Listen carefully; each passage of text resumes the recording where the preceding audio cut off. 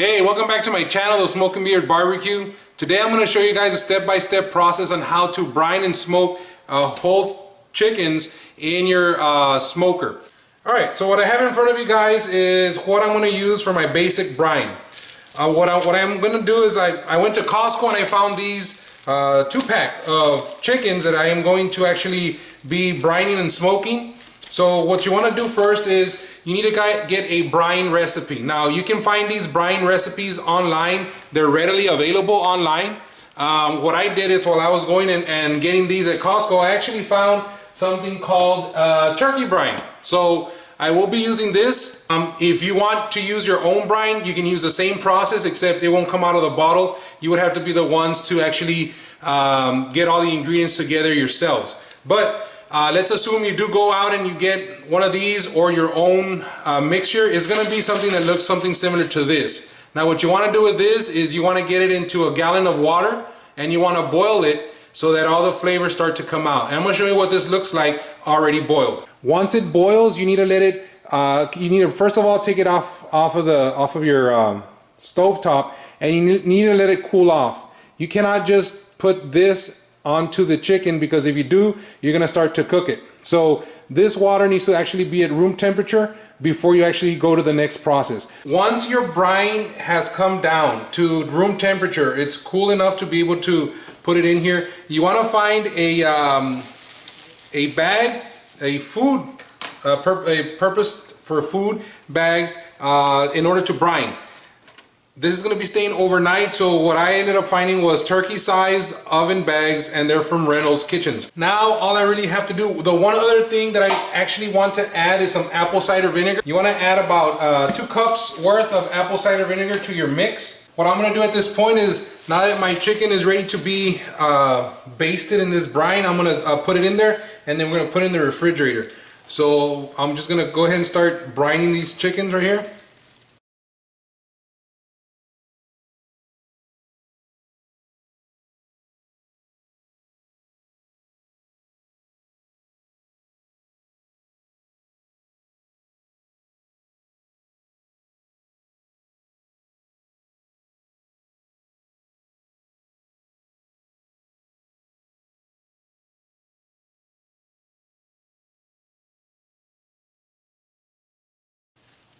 I have some goodness there. What I'm going to do right now is I'm actually going to release all the air to see if I need more water in here. By the looks of it, it's going to cover everything. So I think we're good here. I just want to make sure I get all this good stuff in here.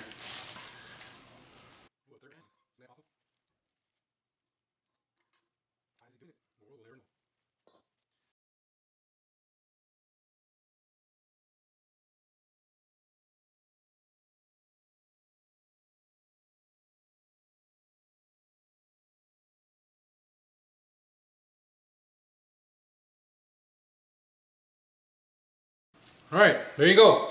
At this point in the brining process, your brining is done as far as what you need to do to the chicken. All you have to do now is let it sit overnight. Alright, welcome back. So our chicken has been brining for 24 hours in the refrigerator. Okay, so at this point, what I did is I actually took them out of the brine. I actually patted them dry as much as possible. You let them dry for a couple of minutes. The thing that you want to do during this time, as you're letting it dry out a little bit, is actually go set up your smoker, and I'll show you what I did outside when you guys go and when I take you outside for my smoker. But the next thing you want to do is it's recommended that you go ahead and you actually apply a little bit of oil, and I use canola oil. Now this oil, what it basically does is it's going to give it a little bit of an adherence, so that you can put some type of rub. I do have some of this Rudy's turkey rub. Now this turkey rub, it comes from Rudy's Country Store and Barbecue. If you have one around your area, I would recommend you go and pick something like this up. It's pretty good. If not, I think you can order them online. So because I have two, I am going to try this turkey rub on one, and I am going to try this Rudy's rub on the other one.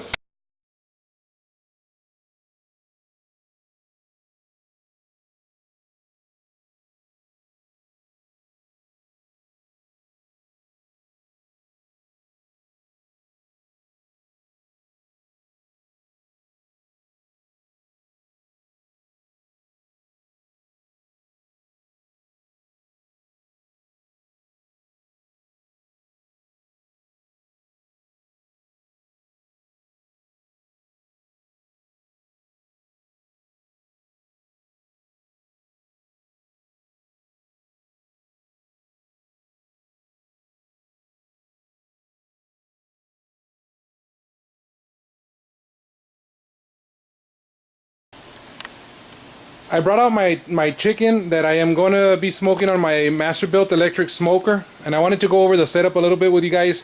First things first, whenever you do set up your smoker, make sure you have your drip pan in the back for the fat that's going to be dripping off. One of the modifications that I did do is I actually purchased a cold smoker attachment. Now this cold smoker attachment is meant to smoke cheeses and like salmon, so that the heat doesn't necessarily cook it, but the smoke does. But I actually started using it because it produces a lot of smoke, as you can tell. The other thing that I did is I purchased this Bluetooth enabled internal meat probes. So as you can see here, I have 1, 2, 3, 4. I have up to 5 and 6 leads.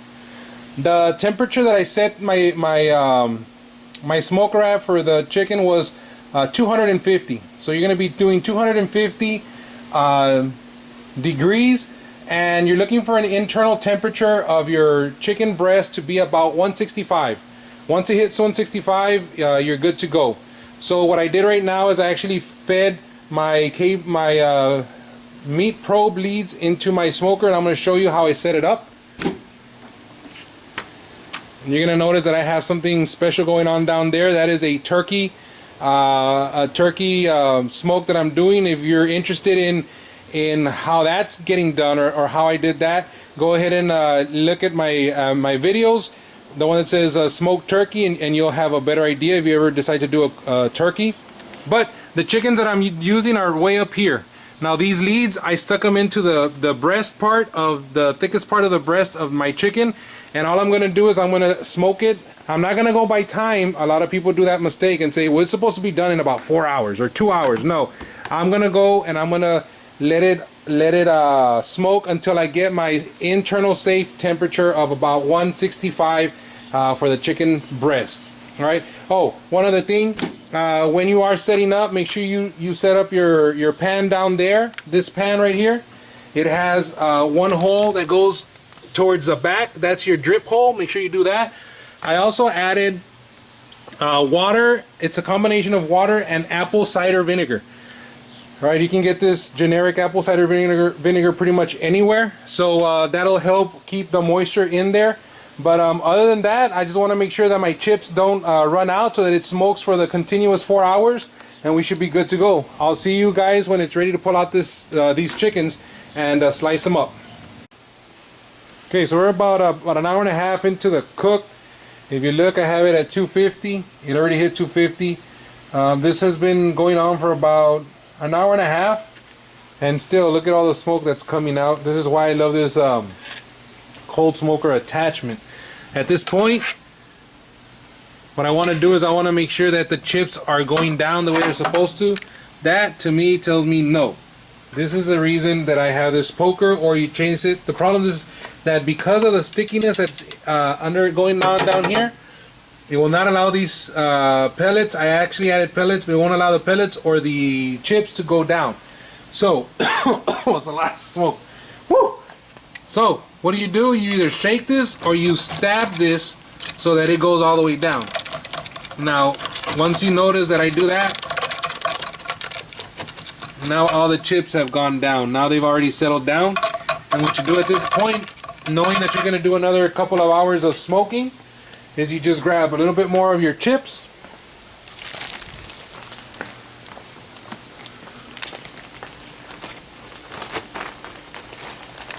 and you go ahead and you just add them into your hopper. Now you can use the regular method of using smoking your chips through the actual Masterbuilt smoker chip tray.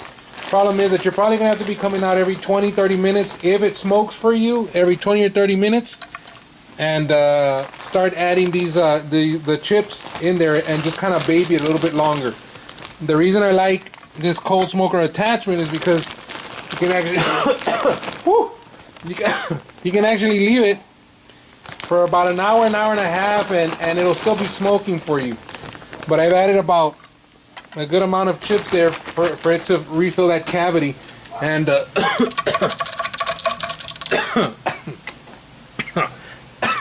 yeah, that's a lot of smoke.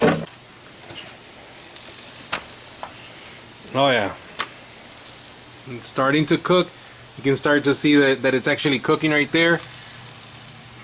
And I'm using the chicken also as to baste a little bit of my thing. But all right, everything looks good so far.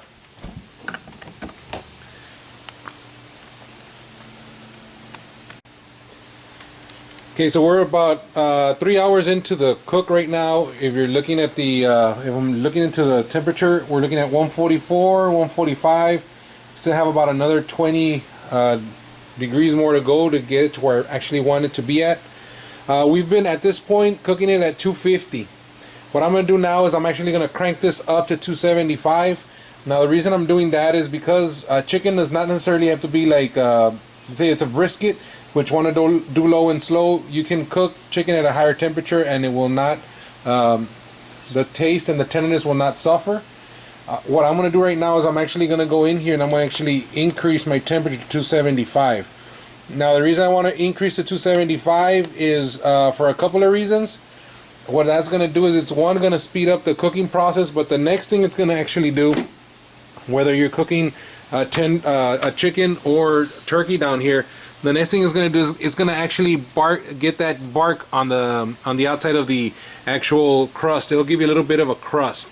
Now the chicken on top, if you can see, has a little bit better crust on it because there's nothing hitting it. The turkey on the bottom has been getting some juices from the chicken, so that's why the turkey is not as crusty as it should. But adding those extra 25 degrees, increasing it, should help out a little bit more with the bark.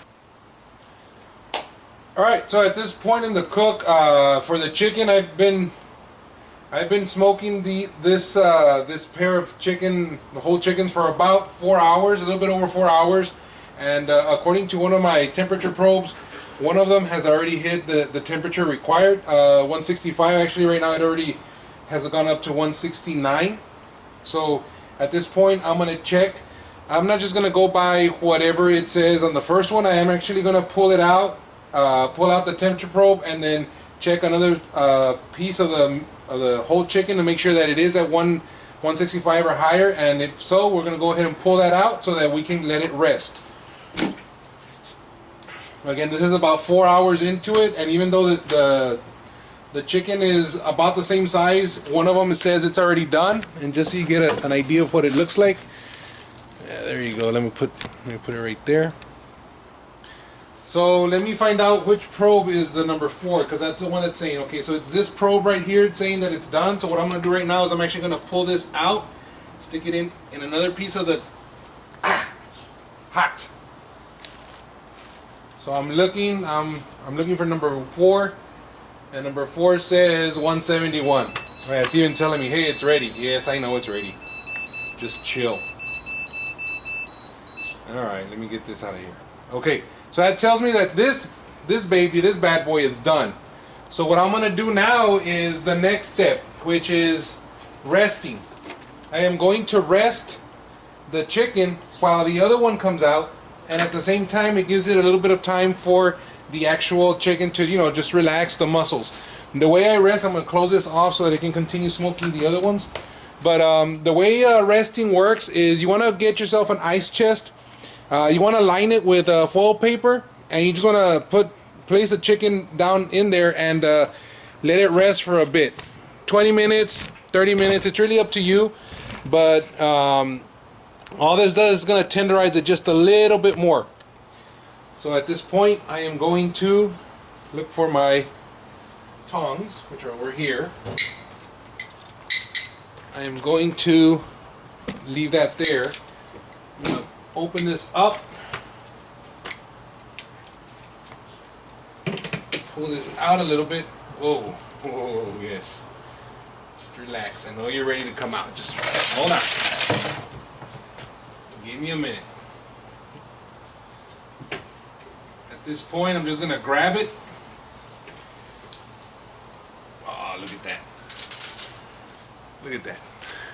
Oh, yeah. That's a nice smoky flavor to it. I'm going to put it in the ice chest and I'm going to close it. And this will allow me to continue smoking the other chicken until it hits the 165 that we're looking for.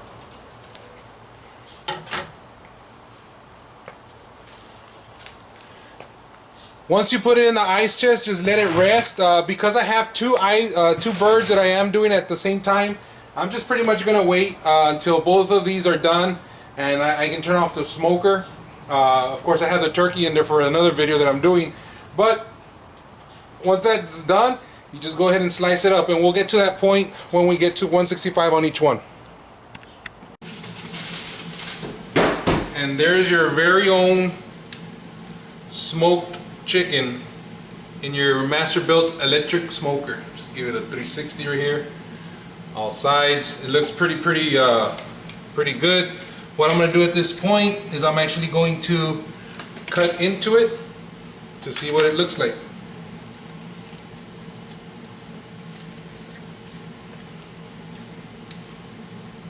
The bone will pretty much tell you where to cut. And here's the first piece. Here's one of the legs, and as you can see, nice and clear. It is good to go. You put in your chicken where you need to, so that you don't have anything else contaminated. The other piece I want to check out is going to be this side right here. You're going to have to find your area with the bone here. You can see it comes off pretty easy. There's your other piece. Not bad. I'm just gonna have to do this taste test. Oh no. Wow. That is good. Oh, a lot of flavor into it.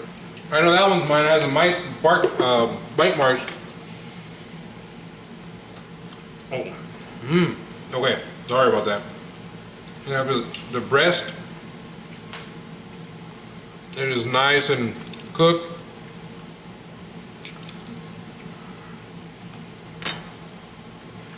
Get this piece of breast right there. I'm not a white meat type of person, more of a dark. I'll taste this. Oh yeah. Now that is white meat that I would eat. Wow.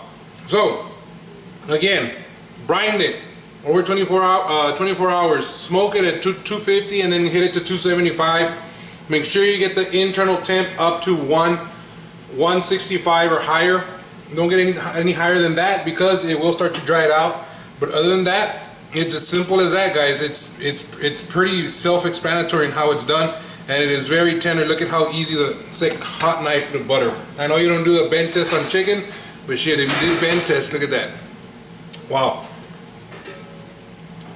That is good. Alright, if you like what you saw, please subscribe to my channel. I do have other videos. I have turkeys that I'm holding on to right now. I have brisket, I have ribs. I have all these different tips and tricks for you guys to actually smoke and be the life of the party. Once again, this was a Smoking Beard Barbecue. Thank you for watching and enjoy.